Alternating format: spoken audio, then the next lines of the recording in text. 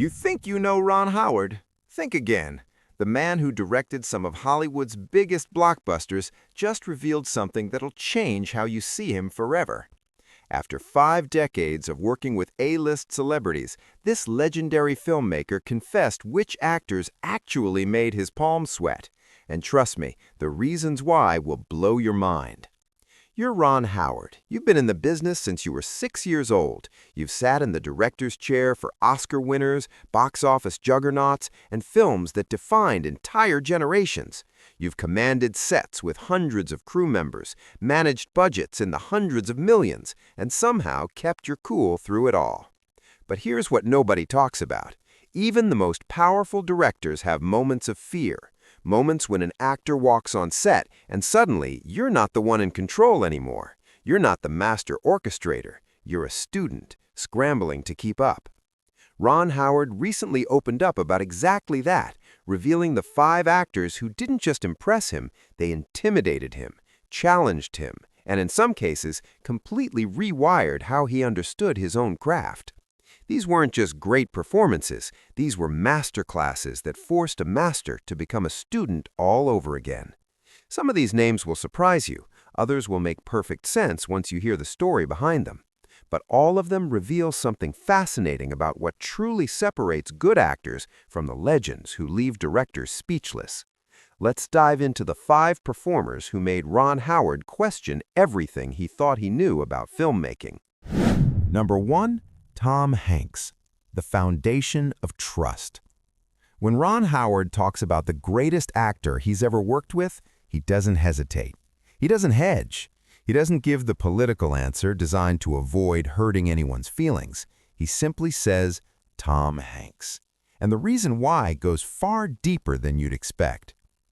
Their journey together started in 1984 with a little movie called Splash. Now, here's what's wild about that moment in time. Tom Hanks was nobody's first choice for serious roles. Hollywood saw him as the goofy guy from sitcoms, the comedic relief, the charming presence who could deliver a punchline but couldn't carry dramatic weight. Ron Howard saw something completely different. He saw an actor with a supernatural ability to make the ridiculous feel real. Think about the premise of Splash for a second. A guy falls in love with a mermaid. On paper, that's absurd. In the wrong hands, it becomes a cartoon. But Hanks possessed this rare gift. He could ground fantasy in genuine human emotion. He didn't wink at the camera. He didn't treat the concept as a joke. He played it straight, with honesty and vulnerability. And suddenly, the audience believed every impossible moment. Howard recognized what he was witnessing, an actor who stabilized stories instead of overwhelming them. That might sound like a backhanded compliment, but it's actually the highest praise a director can give. Most leading men try to dominate every scene, to remind you constantly that they're the star. Hanks did the opposite. He became the emotional anchor that allowed everything else to soar. Fast forward to 1995 and Apollo 13. This is where the Howard-Hanks partnership reached its peak. The entire film hinges on one concept. What if heroism isn't about grand speeches and explosive action, but about quiet competence under unimaginable pressure? Hanks didn't play Jim Lovell like a Hollywood hero. He played him like a professional doing an impossible job, following procedures, managing fear, trusting his team. The performance felt so authentic that audiences forgot they were watching a movie. They were in that spacecraft, running out of oxygen, desperately trying to get home. Here's what Howard admits about working with Hanks after multiple collaborations. The direction became almost telepathic. After 5 films together, they developed a shorthand where a simple look could communicate an entire adjustment. A slight nod meant pull back. A raised eyebrow meant add a beat. That level of unspoken connection freed Howard to focus on every other element of filmmaking, knowing the emotional core would never falter. But the real lesson Hanks taught Howard goes beyond technique. It's philosophical. The greatest actors don't steal scenes, they serve the story. They don't demand attention, They earn it through truthfulness. And once Howard understood that principle, it transformed how he approached every film that followed. Tom Hanks sits at #1 on this list, not because he's the flashiest or the most intense. He's there because he taught Ron Howard what great acting actually looks like: invisible craft that makes impossible stories feel completely, undeniably real. Number 2, Russell Crowe, The Challenge of Uncompromising Vision. Now let's talk about the actor who genuinely scared Ron Howard. And we're not talking about nervous excitement or healthy creative tension. We're talking about real fear, the kind that makes you question whether you're in over your head.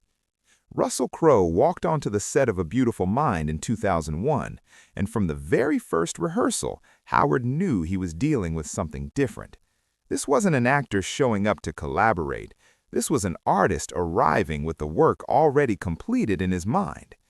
Crowe didn't come to explore possibilities. He came to defend his vision. The preparation was beyond anything Howard had encountered. While most actors spend a few weeks researching their roles, Crowe spent months living inside John Nash's reality. He studied schizophrenia from every angle: medical journals, first-hand accounts, conversations with mathematicians who knew Nash personally.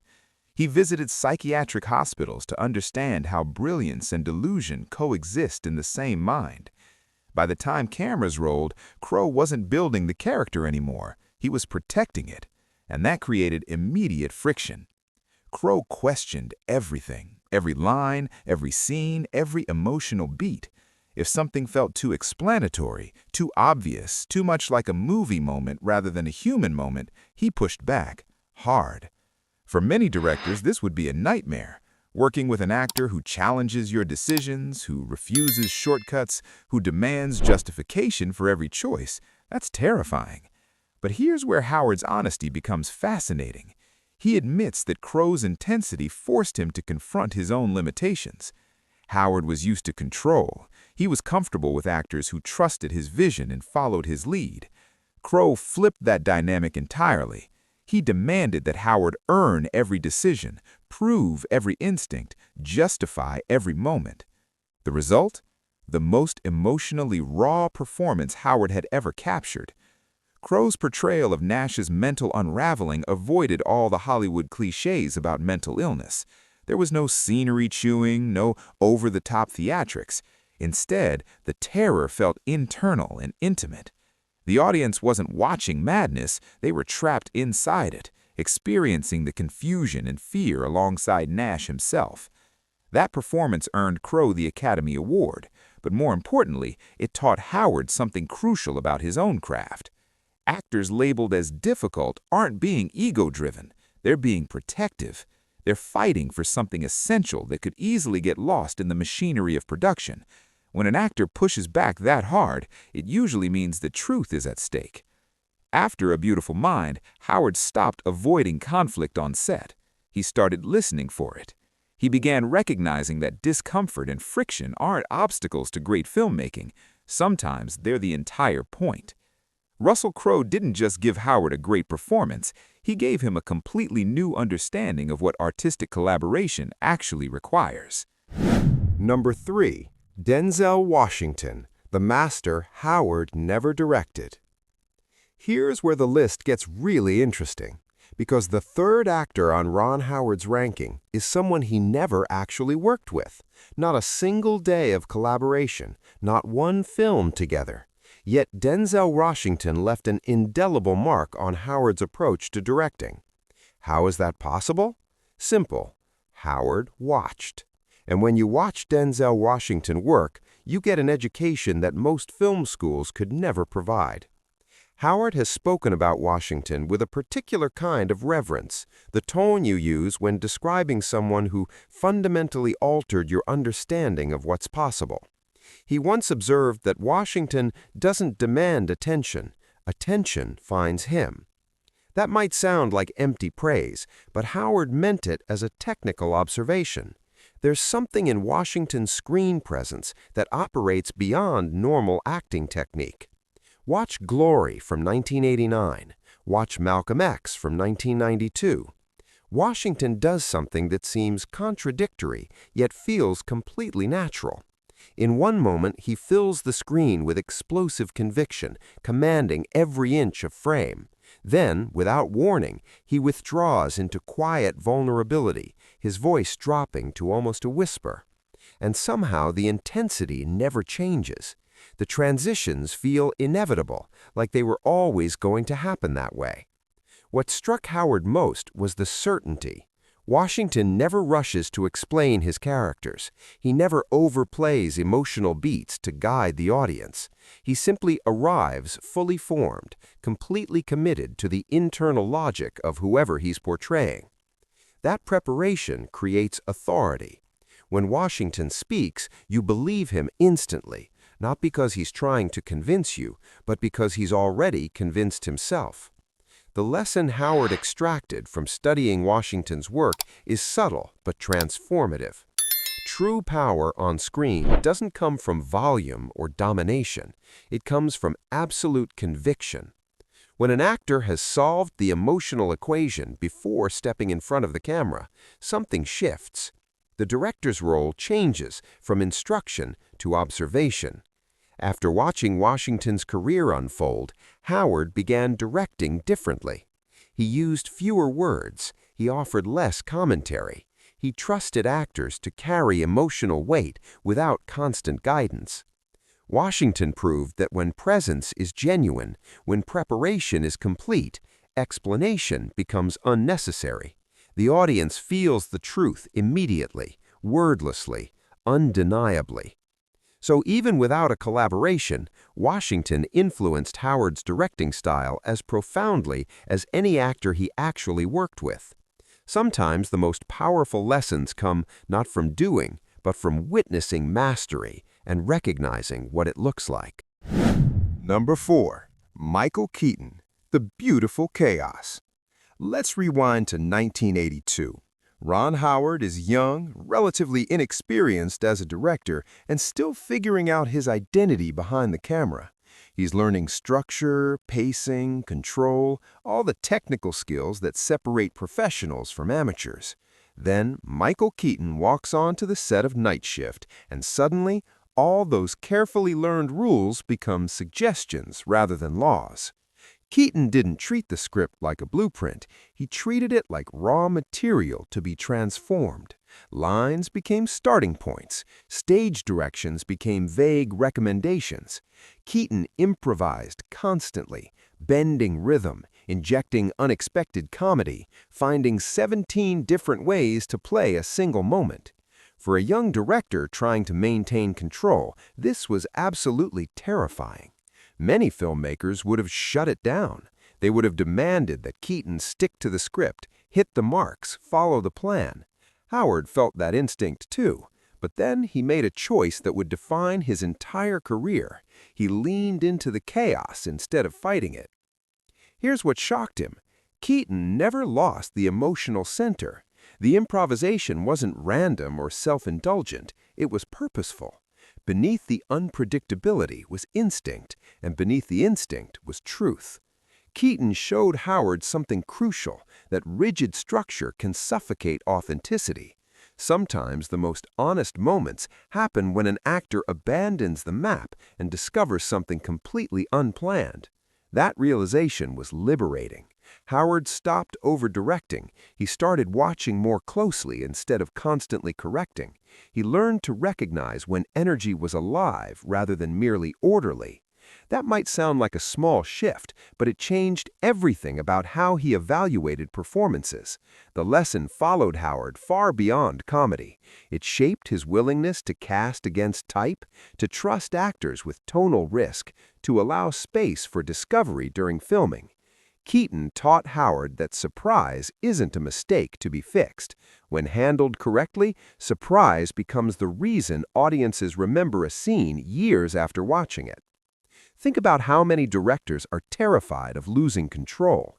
They want every moment pre-planned, pre-visualized, perfectly executed according to design. Keaton showed Howard that control is sometimes the enemy of great filmmaking. that the magic lives in the moments you can't predict, the discoveries that emerge when talented people are permitted to explore. Michael Keaton made the fourth position on this list because he taught Ron Howard to embrace chaos, and in doing so, he unlocked a freedom that improved every film Howard would make for the rest of his career. Number 5. Anthony Hopkins, the definition of mastery.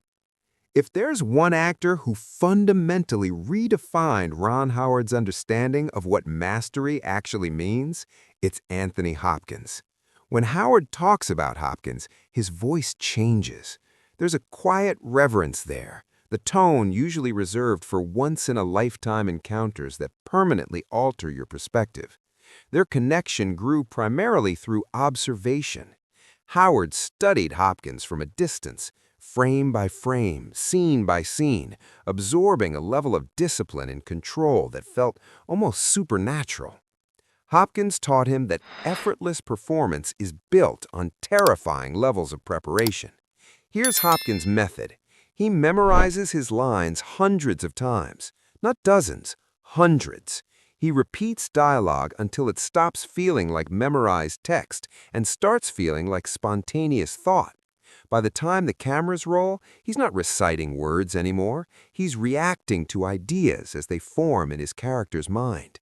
That approach creates something paradoxical, spontaneity built on absolute control. Most actors never reach that level. Howard once described it like this: most actors push emotions outward, projecting feelings toward the audience. Hopkins does the opposite. He pulls you in so close you can't escape. That precision changed how Howard understood restraint.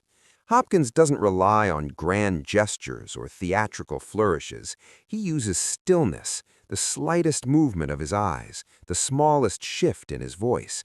Those microscopic choices carry more emotional weight than other actors' biggest moments. Watch Hopkins in The Silence of the Lambs, The Remains of the Day, or Nixon.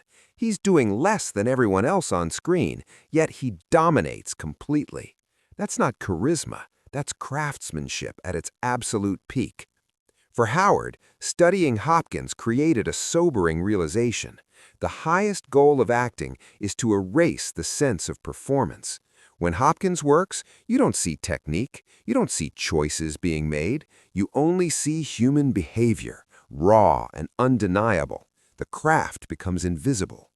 That understanding reshaped Howard's ambitions as a director. He started trusting quiet moments more than spectacle. He allowed scenes to breathe without explanation. He learned that audiences lean in when nothing is forced, when everything feels discovered rather than staged. Hopkins sits at the 5th position on this list, but in many ways his influence was the deepest. He showed Howard what true mastery looks like, and in doing so, he raised the bar for everything Howard would demand from himself and his collaborators going forward. So there you have it. 5 actors who didn't just give Ron Howard great performances, they fundamentally changed how he understood his craft. Tom Hanks taught him about trust and emotional authenticity. Russell Crowe showed him that friction can lead to truth. Denzel Washington demonstrated the power of absolute conviction. Michael Keaton revealed that chaos can unlock brilliance. And Anthony Hopkins defined what mastery actually means. But here's the real story beneath these 5 names. Ron Howard didn't admire these actors because they were famous or talented. He admired them because they scared him, because they challenged him, because they forced him to grow in ways he never expected. That's the mark of a true artist, someone who remains humble enough to learn, even after decades of success. Howard could have surrounded himself with actors who followed orders, who made his job easier, who never questioned his vision. Instead, he gravitated toward the ones who made him uncomfortable, who pushed back, who demanded more from him than he sometimes thought he could give. And that mindset is what separated his films from countless others. The willingness to be a student, even when you're supposed to be the teacher. Now I want to hear from you. Which actor on this list shocked you the most? Did you expect Tom Hanks at number 1, or were you surprised by that choice? Which actor do you think changed Ron Howard the most? Drop your answer in the comments below.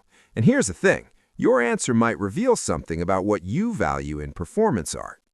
If you found this deep dive fascinating, hit that subscribe button right now.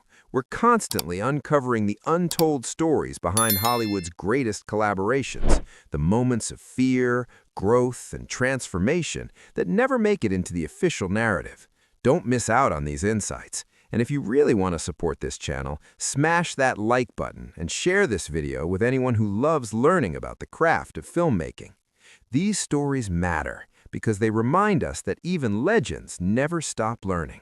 Thanks for watching. I'll see you in the next one, where we explore another side of Hollywood you never knew existed.